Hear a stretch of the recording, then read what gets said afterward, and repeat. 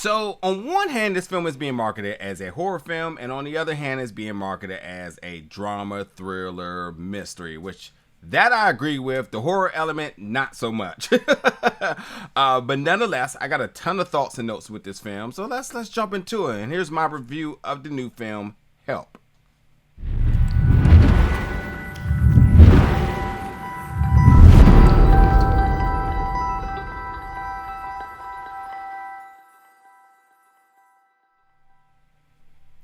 What's up, folks, and welcome back to the channel today for another review. And today we're going to be reviewing the film Help, which is coming, which will be available digitally February 15th.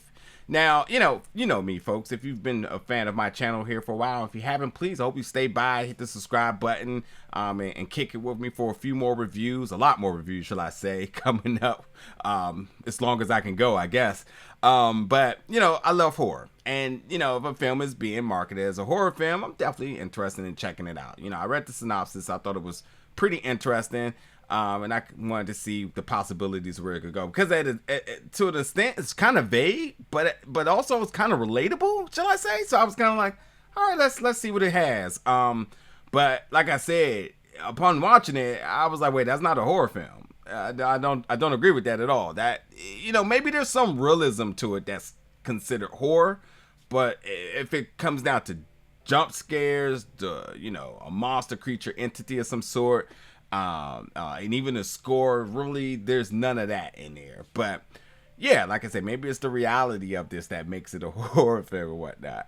But on the other token too, I think that this film is, and I definitely don't want this to be taken the wrong way, because there is a slander kind of correlated to this, in that it feels like a Lifetime movie. And again, Lifetime has been successful with putting out content for so long is because they have their identity, they have an audience, they have a niche, and people go to them for that. And I feel like this fits perfectly within that mode, for a lot of reasons. But it's a good thing, nonetheless. And I should just also, just because of the other slanders with Lifetimes, like, although this is an independent film, the production's good. It doesn't feel low budget, doesn't feel low quality or anything. The production is absolutely good. So that's that. Now, this is brought to you by director and writer, and even stars Blake Ryder, who, I gotta tell you, Blake, who plays the character David, it takes a lot of courage for him to be behind the camera, but also in front of the camera in the capacity that he is. I felt Blake did a fantastic job in really putting together this cast and really getting people in very good shots, almost say comfortable spots and position. Because although I'm not totally familiar with their entire cast, I thought everybody looked very good in their roles, very believable in their roles too, especially considering that there's like a romantic element to this as well too, that you can actually feel the tension between the characters. And I thought that Blake did a fantastic job in doing such. But his character, David, he definitely took one for the team, I'll say. I'm gonna leave it at that. But you have to kind of wait and see where I mean by that. But yeah, this is brought to you by Ritter Films. So like, yeah, again, this is brought to, by the director Blake and writer, and also stars. Now, going back to the cast here, Emily Redpath, who plays Grace. Again, not familiar with her. She does a fantastic job in this role. This film is very sexually charged, so there's a lot of energy and emotions and even mystery kind of intertwined in all these characters. And Grace's presence, the character Grace's presence, really just shifts a lot of what you will feel is the norm between certain characters. And it really starts to get you wondering and trying to decipher what's going on here. Now, Sarah Alexandra Marks, who plays Liv, who is the significant other of Edward, played by Louis James. Now, the two of them as a couple, you think they got it all figured out, because you come into the house and they're just happy-go-lucky. And Grace, who's just recently from a breakup, decides to visit Liv. I guess it's a good getaway. I think it's a good idea. And they catch up, it's nostalgia and whatnot. But like I said, when Grace's presence is in his house, everything comes into question. Is there something up with Grace and Liv in the past? Is there something up with Grace and Edward? And then ultimately, is Liv and Edward's relationship really as good as they make it to seem to be? Seems to be more going on here, and that's what's crazy because Grace comes in almost as a visitor turned into like an investigator, which is not good, by the way. If you've ever been a third wheel when there seem to be like issues going on with another couple, it is the most uncomfortable thing. And Grace's presence makes it even more uncomfortable because not only she's just a fly on the wall, she's also more or less an investigator as to like what's going on. And again, it brings a lot into question. And then just to give a little bit of context about the character David, played by Blake, as I said, he's also this neighbor that's kind of just also very mysterious himself. And you start to wonder what's his involvement in all of this. So that's that. So like I said, I thought the performances was good because I thought there was a lot of good tension amongst the leads here. Very believable emotion amongst them. I definitely will keep an eye out for Emily and for her future projects that she has going on. She's fairly new, and that's surprising because I thought she did a fantastic job in doing so.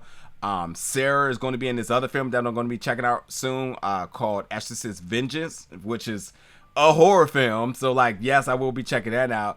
And then Lewis also has a very long and lengthy resume as well too, and got some other projects I'm gonna keep an eye out for. And I gotta say, Lewis, I'm also very interested to see his character, his performance in other characters, because the way how he plays this character Edward, I don't want to say too much, but it makes me think that he has a huge range on his acting that I think could probably make for some very interesting roles going forward. So that's that.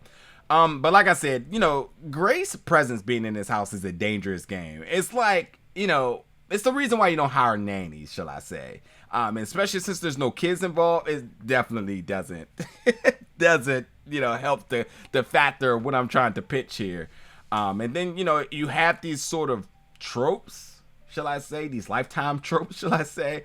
How Lifetime movies and how they build their stories to be kind of about revenge or, battered victims or just, love, revenge and all that other stories. All of that's kind of in that and whatnot. So that's that. Now, for the things I didn't like about the film, the third act, I was not on board for. There were some things that I felt was unnecessary. Let's talk about the dog, Polly. Polly, who is in the synopsis, obviously because Polly the dog must be a factor within the story. I could have did without it. I really could have did without it. As cute as the dog was, I could have did without it because there was this particular part of the film where the dog gets involved in some stuff and I just didn't like how it went. And I do get, the resolve to it and why it had to be a thing, but I could have did without it. Like, come on, I don't want the dog. The dog shouldn't be involved in this mess, The dog didn't hurt anybody. The dog is a man's best friend, and we should leave it at that. Just let it be a cute prop in the back, Don't let it be in all this messiness going on with these humans here.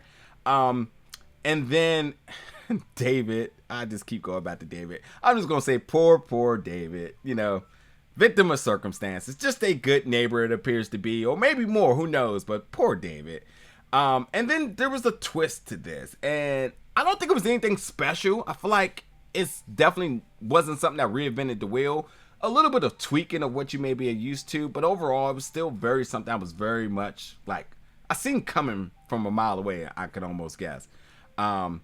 And it was, in terms of the horror, there was a couple of scenes that I had to kind of squinch my eyes and kind of look away. So like there was a little bit of gore and kind of stuff happening here. I guess to buy into the idea that this is a film that has some horror in it. But yeah, there was a couple of, I was like, I'll just look away on that. But like I said, it wasn't like this film reinvented the wheel. It was pretty much predictable. But it wasn't bad. It wasn't bad at all. And I do feel like there was parts of this where the script could have been better, especially in the third act. I thought there were some lines in this that was just like unbelievable. Like I definitely don't think anybody would have said some of the things that some of these people said and the way they said it and then when they said it. So like, yeah, definitely was like, oh, that's kind of a cringy line. I wouldn't have said that.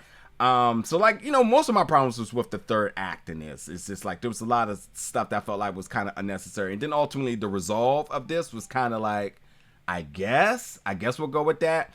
But then there's like a quick little cliffhanger stinger at the end of this that I guess it leaves you to re-question everything else that happened in the film beforehand. So there's that.